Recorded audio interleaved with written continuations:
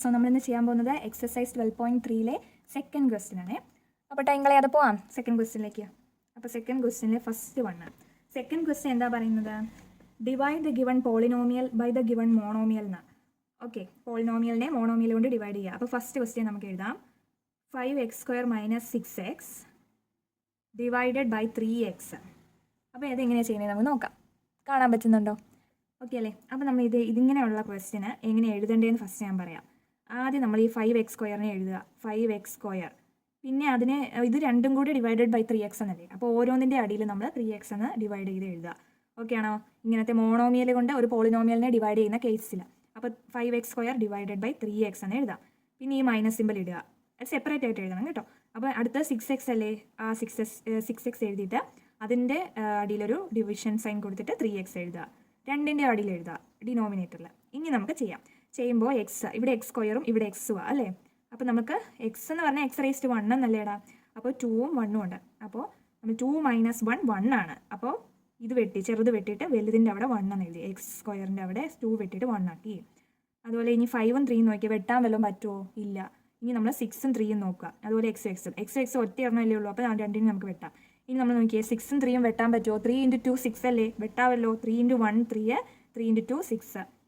1 ഒന്നും എഴുതണ്ട. അപ്പോൾ നമുക്ക് 5/3 x എന്ന് കിട്ടും അല്ലേ.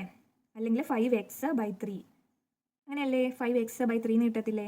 മൈനസ് ബാക്കി ഇവിടെ ഉള്ള എന്താ 2 ഉണ്ട്. അത്രയല്ലേ ഉള്ളൂ. ആൻസർ കിട്ടിയോ? എല്ലാവർക്കും മനസ്സിലായോ?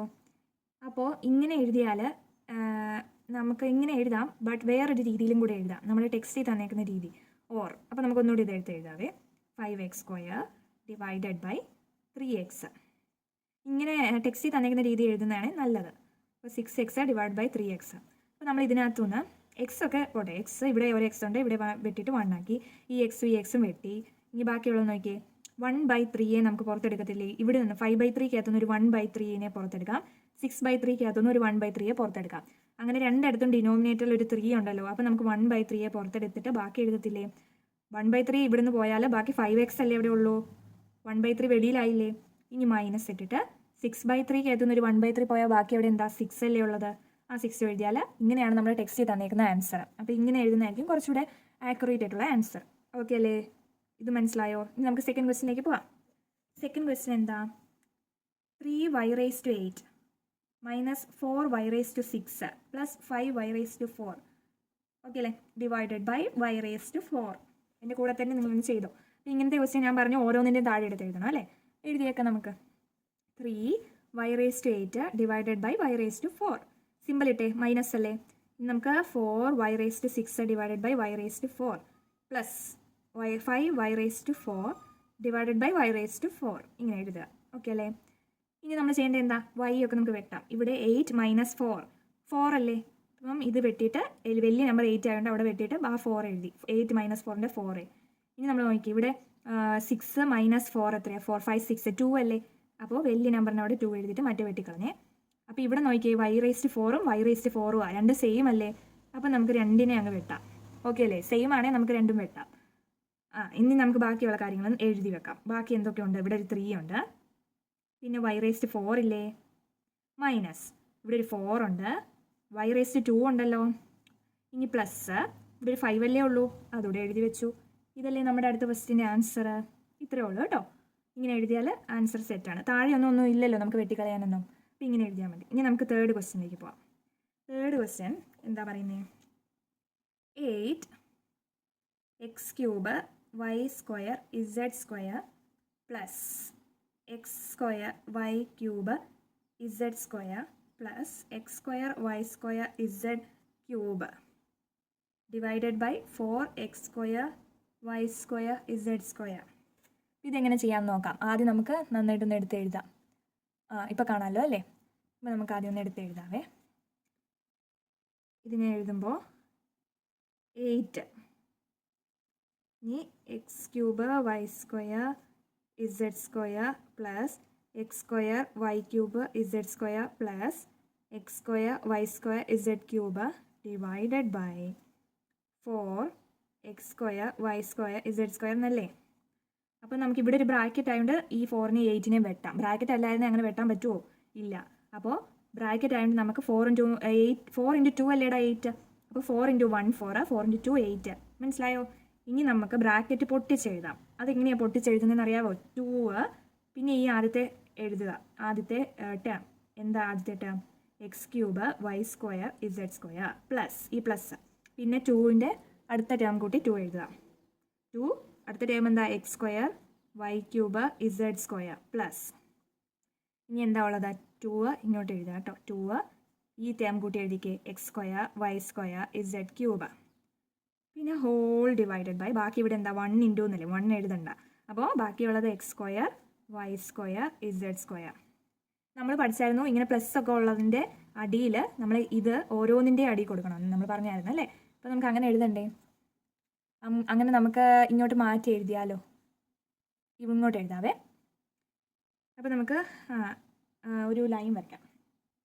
ജസ്റ്റ് ഒരു ലൈൻ നമ്മൾ വരച്ചു. ഇനി നമുക്ക് എഴുതാം = ഈ 2 x³ y² z² divided by ഇത് എഴുതുക x² y² z² plus 2x² y³ z² divided by x² y² z². ഇതാണ് പിന്നെ താഴെ എഴുതിയത് പ്ലസ്. നിങ്ങൾക്ക് കാണാവോ? ഒരു ഡൗട്ട് എനിക്ക് കാണാവോ? ഇനി നമുക്ക് അടുത്ത പ്ലസ് ഇട്ടിട്ട് 2 ഇവിടെ എന്താ ഉള്ളത്? x² y² z³ അല്ലേ ഉള്ളത്, ഡിവൈഡഡ് ബൈ ഇത് തന്നെ അതിൻ്റെ അടിയിൽ എഴുതുക x² y² z². ഇനി നമ്മൾ എന്താ ചെയ്യുക? എക്സിനും വൈനും ഒക്കെ വെട്ടാം അല്ലേ. ഇവിടെ x² x³ അല്ലേ, അതായത് 3 - 2 1 അല്ലേ. അപ്പോൾ ഈ 2 ഇത് വെട്ടിക്കളഞ്ഞ് വലുതിൻ്റെ അവിടെ 1 ഇടുക. ഇനി ഈ y² അല്ലേ, സെയിം ആയിട്ട് വെട്ടിക്കളഞ്ഞേക്കുക, ഒന്നും നോക്കണ്ട. z² ആയതുകൊണ്ട് അത് സെയിം ആയിട്ട് വെട്ടിക്കളഞ്ഞു. ഇനി നമുക്ക് അടുത്ത് നോക്കാം. x² ആയതുകൊണ്ട് വെട്ടിക്കളയാം, ഒന്നും നോക്കണ്ട, വെട്ടിയേര്. അപ്പോൾ z² വെട്ടി. ഇനി y³ y² ഉണ്ടല്ലോ, അതിനെ എന്ത് ചെയ്യും?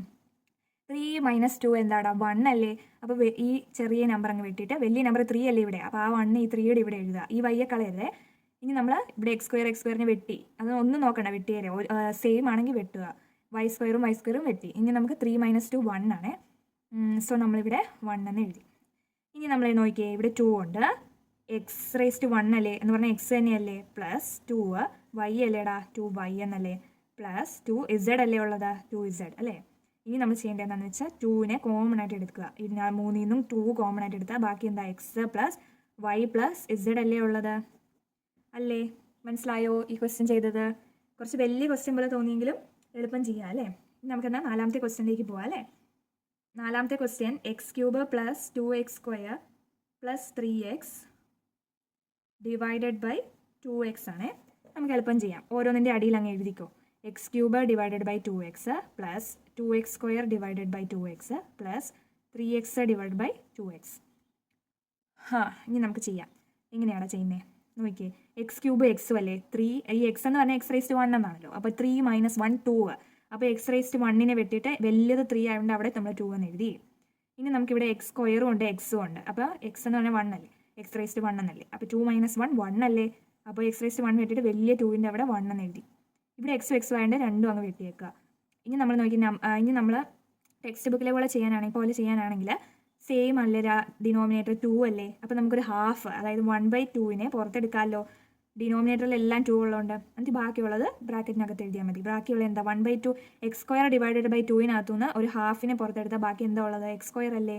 പ്ലസ് ഇവിടുന്നോ 2x ഡിവൈഡഡ് ബൈ 2-നകത്തുനിന്ന് നമ്മളൊരു 1/2നെ പുറത്തെടുത്താൽ ബാക്കി അവിടെ 2x അല്ലേടാ ഉള്ളത്, അതെഴുതി. പ്ലസ് ഈ 3/2-നകത്തുനിന്ന് 1/2 പുറത്തെടുത്ത് കഴിഞ്ഞാൽ ബാക്കി അവിടെ 3 അല്ലേ. അതാണ് നമ്മുടെ ആൻസർ. ഇത്രയേ ഉള്ളൂ കേട്ടോ. അപ്പോൾ 4th ക്വസ്റ്റ്യൻ എല്ലാവർക്കും മനസ്സിലായോ? എന്നാൽ 5th ക്വസ്റ്റ്യനിലേക്ക് പോട്ടെ.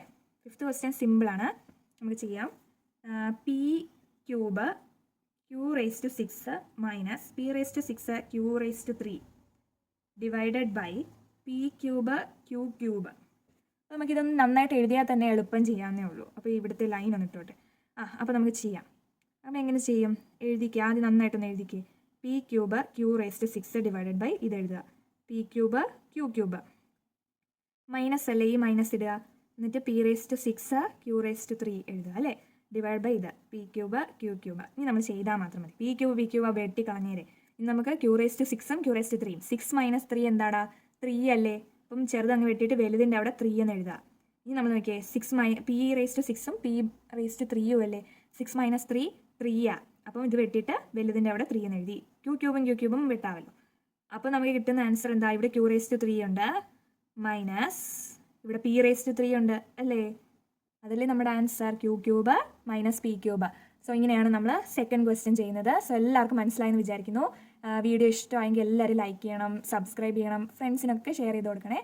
അപ്പോൾ നമുക്ക് അടുത്ത വീഡിയോയിൽ കാണാം. Okay, by.